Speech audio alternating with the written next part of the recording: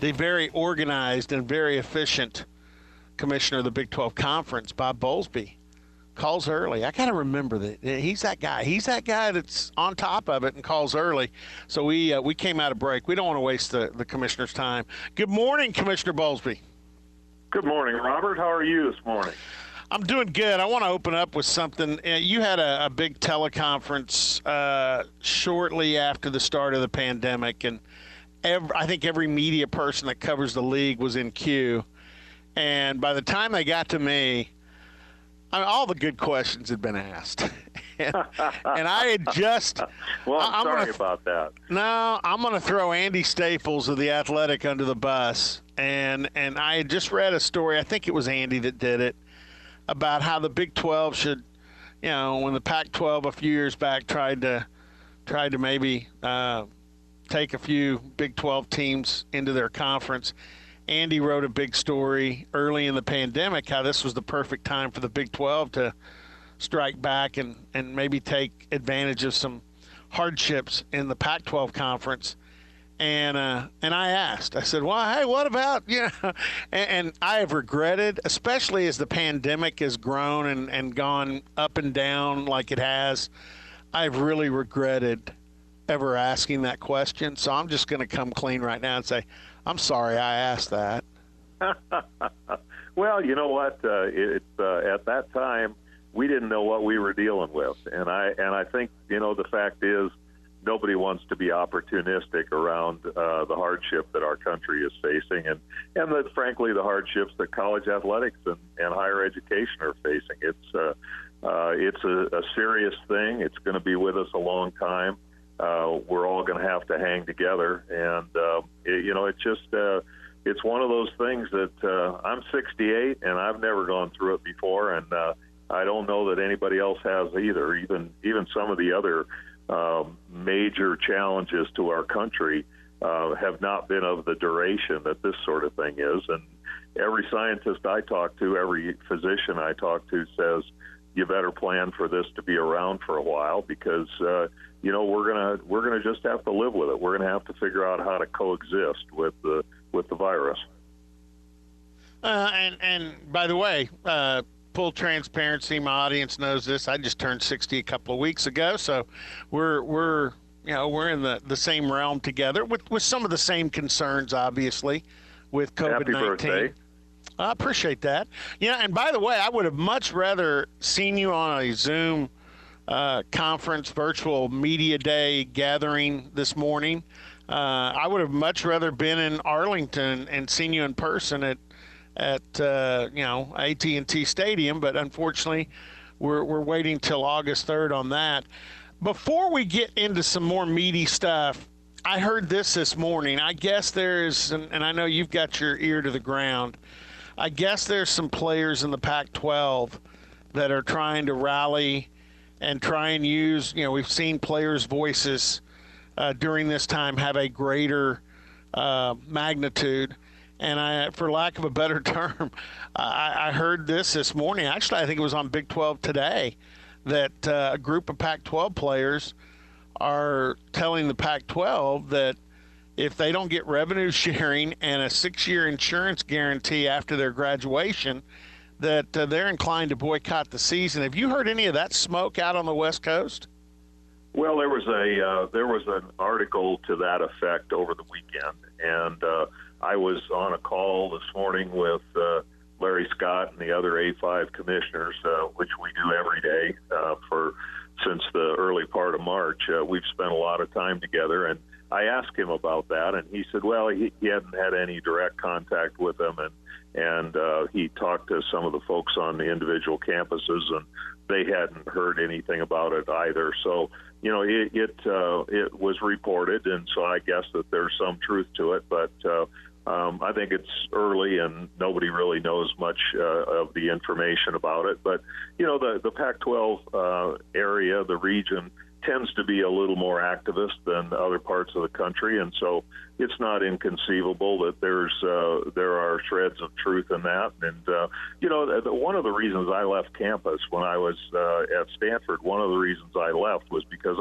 I thought there was a lot right about college athletics, but I also thought that there was a lot of things that needed to be changed. And to the extent there continue to be things that need to be changed, we ought to be listening. I don't think college students are employees, and they're there to get an education, and it's different than professional sports. If you want professional sports, you ought to go pursue professional sports. But to the extent there are things that we can do, like transitional health care, like being able to return to campus to finish your degree, those are some of the things we've already put in place. Full cost of attendance is a tremendous benefit for student athletes. So, but that isn't to say that the work is complete. If there are things that student athletes are saying we really need, we need to listen. And so we haven't heard any of those rumblings in our conference, and not real sure where the report came from in the Pac-12, but. To the extent there are things that we can make better, we ought to be willing to listen. Yeah, you and I are in agreement. We've talked about this before. In fact, my son and his wife both were student athletes at Oklahoma State, and remember, that dinner where they said, the best thing about college is we've got our degrees, we're putting them to use, and we don't have any loans. We're debt free. So I think if kids put their work in both off the field as well as on, they can come away from college with a great reward. So I think you and I agree with that. Well, I think most students on campus would change places with college student athletes if they had the opportunity. Yeah. Hey, one more thing, and that is you have the A5, teleconferences or Zoom conferences with the other commissioners. I don't know that if I would ever play poker with Kevin Warren after what happened. Well, you just we each have our own challenges, and so the opportunity to go your own way is certainly something that all of us keep close to our vest, and for whatever reason they decided to do what they did. I continue to believe that waiting, we lose very little by waiting, and we gain a great deal. And I'd like to see us get to the middle of August and see a little bit of preseason camp, and that really is going to tell us a lot about what the regular season, football season, is going to look like. And if we see a spike as soon as we're in helmets and shoulder pads, then we need to listen to that. On the other hand, if we feel like we're making progress and we're learning things, and there may be more information on a vaccine. Obviously, it's not going to be available during the football season, but we're making progress all the time, and we've learned an extraordinary amount about the virus since last spring. And so, I think more time is better than less time. And before we decide to pull the trigger, at least at the Big 12 level, I think we're going to have to have it demonstrated to us, or our advisors are going to have to tell us that we can't continue to make progress. And at that point, obviously, we're going to listen to our doctors and our scientists. But it's right now they're telling us to move forward slowly, to constantly reevaluate, to do the right things from a standpoint of social distancing and wearing masks and mitigation, and doing the best things you can to take good personal care of yourself and keep moving forward. And so that's what we're doing. And there have been some conferences that, for their own reasons, have decided to do other things, but I continue to believe that our path is a measured, thoughtful, and science-driven approach to it. Yeah, you kind of stole my thunder there and went ahead, because I was kind of wondering what's the damage in waiting, because the players and the coaches want to prepare as long as it's safe. They're going to do their best to prepare. I know TV networks like to be able to plan things in advance, but I think they're well aware now that can't happen with what's going on. And most of the announcers, I watched the Cubs and White Sox in a exhibition last night, and everybody on the broadcast was at home doing it that way, which I think a lot of networks will do. So if you do go to the middle of August, even if you go to 10 days before the first game, before you say for sure we think this is going to go, what apple cart does that upset, if any? Well, it doesn't upset any apple cart that is known. Now, that's not to say that we won't find something else out, or that our scientists won't come and say, hey, fellas, you got two wheels of the train off the tracks and a bad wreck is coming. We're going to listen to those kinds of things. But so far, we're being advised that that's not the case, that, we're not risking student athletes' health. And, the other thing is we're dealing with a relatively healthy population, but you hear lots about somebody has 5 positive tests or 15 positive tests, but on a football team, you also have 120 people that are not testing positive, that are training and doing the right things and moving forward. And so, there's been a lot of publicity around the positive tests, but there are an awful lot of people who are not positive and doing the right things and training and getting ready for the seasons. And as long as we can keep doing that, we'll try and keep doing it. As you said, there isn't a known downside to that. If we get to the point where we see or are advised that we have a known downside, then we're going to have to adjust. Bob Bowlsby, the commissioner of the Big 12 Conference, on with us here on Triple Play Sports Radio and Sports Talk with Robert Allen and friends. And the commissioner is a friend, although, like I said at the beginning, he probably didn't care for my question on conference realignment in the middle of a pandemic back in March or April, whenever that was. How impressed are you? I read Jamie Pollard's letter to his Iowa State fans. Obviously, I follow what Mike Holder's doing.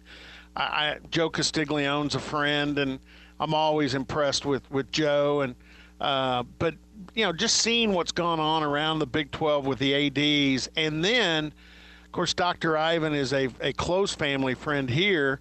But seeing, K-State's doctor, the protocols Iowa State has used, Oklahoma, they did what they believed in, and they've had success. They're COVID-19 free in their program right now. How impressed are you with the people that work at these schools in those particular areas? Well, we have a doctor from every school that's involved. Some of them are, public health people. Some are immunologists. Some are epidemiologists. Some are orthopedics. But we have a panel of physicians that we work with very carefully. We also have employed a consultant that is also the consultant for the NFL that is advising us on how we go about returning to campus in safe ways, and they're called the Infection Control Education for Major Sports Organization, and they're out of Duke University, but their reputation is the best in the business, and so that's certainly who we want advising us. And then in addition to that, the A5 has a call every week where we have 2 doctors or scientists from each of the leagues, and the 10 of them get together and talk through these same issues. So we feel like we're getting terrific advice. Obviously, we have a lot of medical programs, med schools and hospitals on our campuses, so we have a lot of very talented people that are advising us. But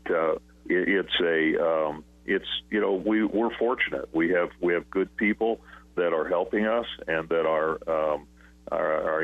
they're constantly processing materials and information and data, talking to their colleagues around the country. And so, and you mentioned our ADs, and I would be remiss if I didn't call them out, and this includes Mike Holder and his staff. Our ADs are off the charts good. It's the best group of athletic directors I've ever worked with in 40 years in the business, and they are thoughtful, and they're tough, and they're insightful, and they're patient, and they do the right things at the right times for young people and for their universities. And so I'm really, really fortunate to be working with the group of ADs that I am.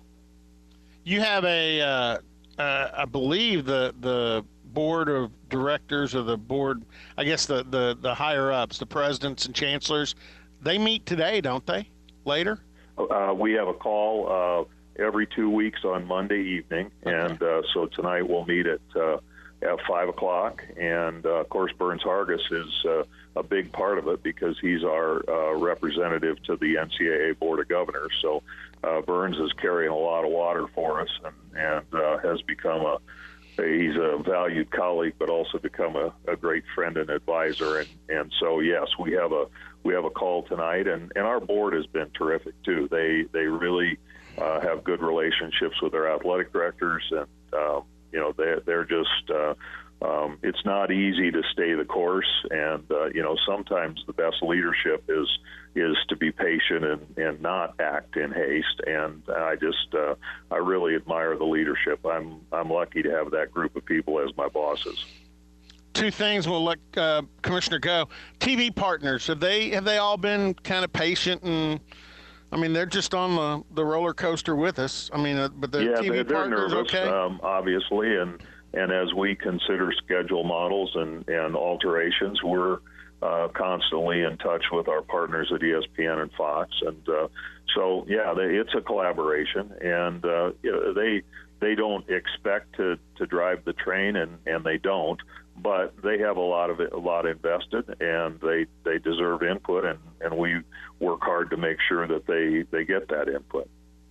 Last thing, and I saved this, and I'm not trying to pick a fight with anybody, because I know there's a lot of media members that have advocated it or write about it, and even a few coaches that have speculated on it. But I'm in the locker room. Mike Gundy gives me tremendous access as the sideline reporter on the network, and so I played, and my son played, and I've been around the sport a long time, and I've seen what a football team looks like after a season concludes. Now, we don't know if this will be full. We don't know if they try and play in the spring, if it'll be a full season.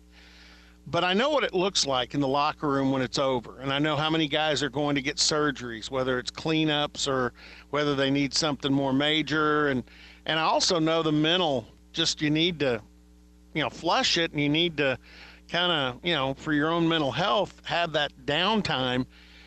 My skepticism, Commissioner, about playing in the spring, I don't see how you can come back and bring them back 3 months later and play another season in the fall. Quite frankly, I don't believe football was meant to have 2 seasons in a calendar year, and I've seen nobody really even think about that. Well, it's the commissioners have talked about it at length, and it certainly is a consideration. You think about a March, April, May season, and if there's a postseason afterwards, you're talking about playing 25, 26 football games in an 8-month period, and that's for all the reasons you noted.